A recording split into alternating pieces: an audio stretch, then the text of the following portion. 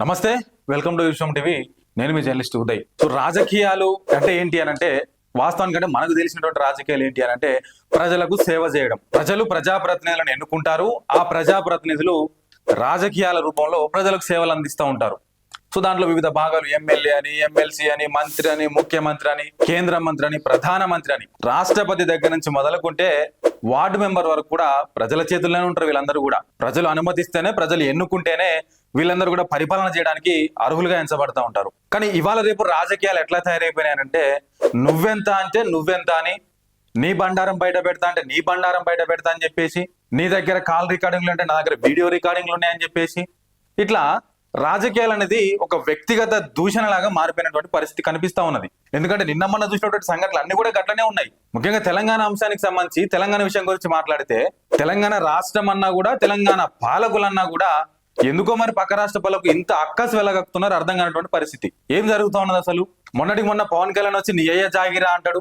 అంతకుముందు ప్రొఫెసర్ నాగేశ్వరరావు అంశం కావచ్చు, అంతకుముందు ఇంకొక 2-3 అంశాలు కావచ్చు. వీటన్నిటి దృష్ట్యా ఇవన్నీ కూడా గమనిస్తూ ఉంటే ఏం జరుగుతుంది, తెలంగాణ అస్తిత్వం మీద మళ్ళా దెబ్బ పడుతుందా అనేటువంటి దాని మీద తెలంగాణ వాదులందరూ కూడా రౌండ్ టేబుల్ సమావేశాలు అయితే, సభలు, సమావేశాలు, రాస్తారోకోలు, ధర్నాలు కూడా చేసినటువంటి సందర్భం మనం చూసినాం. ఎందుకు?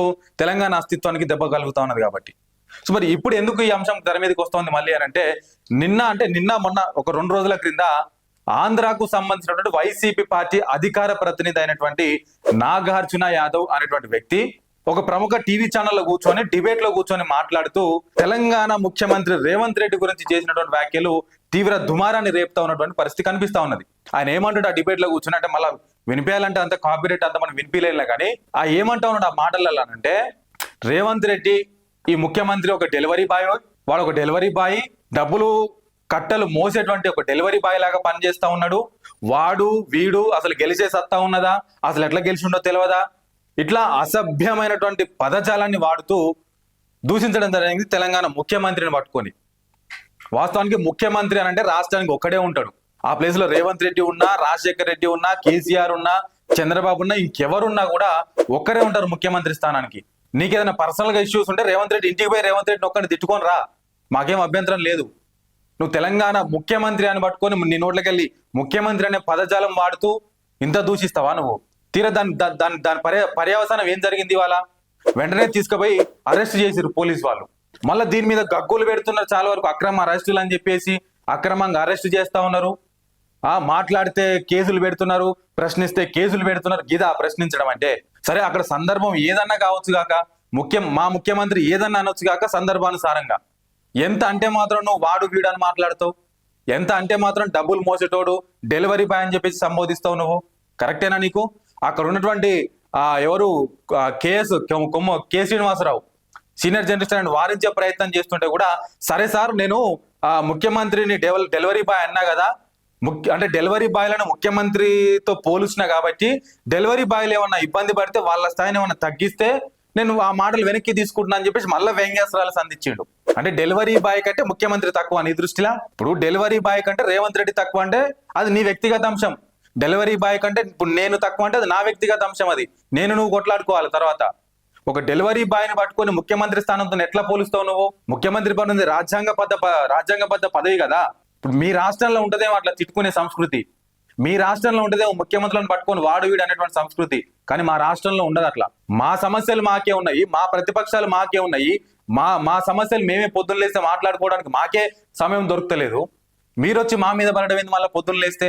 మీ రాష్ట్రంలో మీ ముఖ్యమంత్రి ఏం పని చేస్తున్నాడు, మీ ఉప ముఖ్యమంత్రి ఏం పని చేస్తా ఉన్నాడు, గతంలో మీరేం పని చేసినారు, ఎన్ని రాజధానులు కట్టిరు, ఇప్పుడు ఎన్ని రాజధానులు కడతా ఉన్నారు, ఎంత మేరకు అభివృద్ధి జరుగుతా ఉన్నది, ఎన్ని కంపెనీలు తీసుకొస్తా ఉన్నారు, ప్రజలకు ఏ మేరకు పరిపాలన చేస్తా ఉన్నారు, విద్యార్థులకు ఏ మేరకు చదువు అందిస్తా ఉన్నారు, ఉద్యోగాలు పొందడానికి ఉద్యోగార్థులకు ఎన్ని ఉద్యోగాలు కల్పిస్తా ఉన్నారు మీరు, నీళ్ల సమస్య ఏంది, బిల్డింగ్ల సమస్య ఏంది, రోడ్ల సమస్య ఏంది, వీటి మీద కదా మీరు మాట్లాడాల్సింది.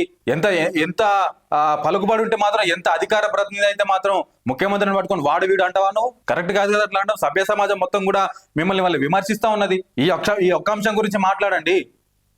సందర్భం ఏదన్నా కావచ్చు అక్కడ మాట్లాడేది. వాడు వీడు అంటే మాత్రం ఎంతవరకు కూడా సమాజం కాదు అని చెప్పేసి వాళ్ళ తెలంగాణ సమాజం అంతా కూడా గగ్గోలు పెడతా ఉన్నది, మిమ్మల్ని విమర్శిస్తా ఉన్నారు. ముఖ్యంగా మీ నాయకుడి మీద, అంటే మీ వల్ల మీ నాయకుడి మీద ఉన్నటువంటి గౌరవం తగ్గుతా ఉన్నది మా రాష్ట్రంలో. ఈ విషయం ఇట్లా ఉంటే, సరే ముఖ్యమంత్రి అన్నాడు బాగానే ఉన్నది, ఆయన తీసుకుపోయి అరెస్ట్ చేసిండ్రు. సో మరి ముఖ్యమంత్రి అన్నప్పుడు ఈ రాష్ట్రంలో ఉన్నటువంటి ముఖ్యమంత్రి అనుచరులు కానీ, ముఖ్యమంత్రి కింద పనిచేసేటువంటి వాళ్ళు కానీ, ముఖ్యంగా తెలంగాణ రాష్ట్ర కాంగ్రెస్ పార్టీ నాయకులు, నేతలు, మహిళా నాయకులు, పురుష నాయకులు, కార్పొరేషన్ చైర్మన్లు, ఎమ్మెల్యేలు, విప్పులు వీళ్ళందరూ ఎక్కడికి పోయినరు? మరి ఒక ముఖ్యమంత్రిని పట్టుకుని అన్ననేసి మాటలు అంటా ఉంటే మీరు ఎందుకు స్పందిస్తలేరు? కొద్ది మంది మాత్రమే, వేల మీద లెక్క పెట్టుకున్నటువంటి మంది మాత్రమే ఈ విషయం మీద స్పందించిండ్రు, మాట్లాడినరు. చాలా మంది మాట్లాడలేదు.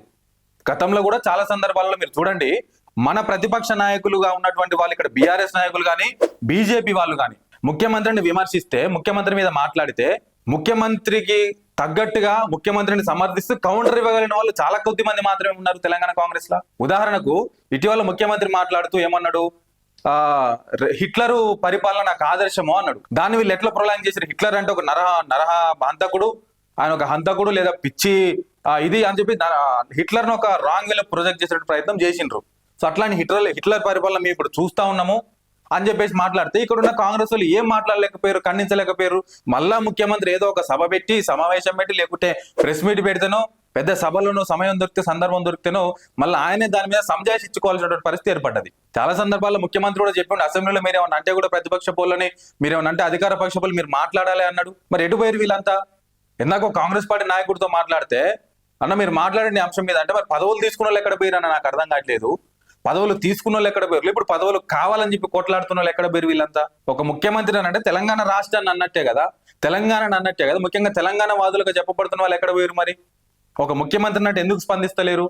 సరే, రేవంత్ రెడ్డికి మీకు ఏమైనా పర్సనల్ పగ ఉండొచ్చు కాక, కానీ ముఖ్యమంత్రి అనేటువంటి పదం వాడిండు కదా అక్కడ, దానికి మీ స్పందన ఏందని చెప్పేసి వాళ్ళ తెలంగాణ సమాజం అంతా కూడా కాంగ్రెస్ పార్టీని, తెలంగాణ రాష్ట్ర ముఖ్యమంత్రిని, ఎమ్మెల్యేలను, ఎంపీలను, ముఖ్యమంత్రిని ప్రేమించేటువంటి వాళ్ళందరినీ కూడా అడుగుతా ఉన్నారు తెలంగాణ సమాజం ఇవాళ. ఎందుకు మీరు స్పందించట్లేదు, ఎందుకు ఈ విషయం మీద మాట్లాడట్లేదు అని చెప్పేసి. ఇప్పుడు అరెస్ట్ చేసిరు, తీసుకుపోయి ఆయన సంజాయిషి ఇచ్చుకున్నాడు, రేపు కోర్టులో తేల్చుకుంటాడు ఏమైనా ఉంటే. రేపు ఇంకొకరు వచ్చి అట్లే మాట్లాడతారు, ఇంకొకరు వచ్చి అట్లే మాట్లాడతారు. అట్లే పడదామా? ఇలా ముఖ్యమంత్రి అన్నారు, రేపు ఇంకొక మంత్రిని అనొచ్చేమో, ఇంకొక ఎమ్మెల్యేని అనొచ్చేమో, లేకుంటే నిన్ను నన్ను అనొచ్చేమో. ఇదెక్కడి పద్ధతి? మనం విడిపోయిన తర్వాత వాళ్ళ బతుకు వాళ్ళది, మన బతుకు మనది. ఎప్పుడన్నా అవసరం ఉంటే అన్నదమ్ములా కలిసి ఉందామని చెప్పేసి మాట్లాడుకున్నాం, కానీ ఈ అస్తిత్వాల మీద దెబ్బ కొట్టడం, ముఖ్యమంత్రి స్థాయిల మీద మాట్లాడడం ఎంతవరకు కరెక్ట్? ఏదంటే మీ రాష్ట్రంలో చూసుకోండి, కానీ మా రాష్ట్రం మీద, మా రాష్ట్ర ముఖ్యమంత్రుల మీద, మా రాష్ట్ర నాయకుల మీద, మా రాష్ట్ర అస్తిత్వం మీద దెబ్బ కొట్టేటువంటి ప్రయత్నం చేస్తే ఎట్టి పరిస్థితుల్లో కూడా ఊరుకునే ప్రసక్తి లేదు. తస్మత్ జాగ్రత్త అని చెప్పేసి కూడా తెలంగాణ వాదులంగా ఇవాళ మిమ్మల్ని అందరూ కూడా హెచ్చరిస్తా ఉన్నటువంటి పరిస్థితి. మరిన్ని వీడియోస్తో మీ ముందుకు వస్తూనే ఉంటాను, చూస్తూనే ఉండండి విశ్వం టీవీ.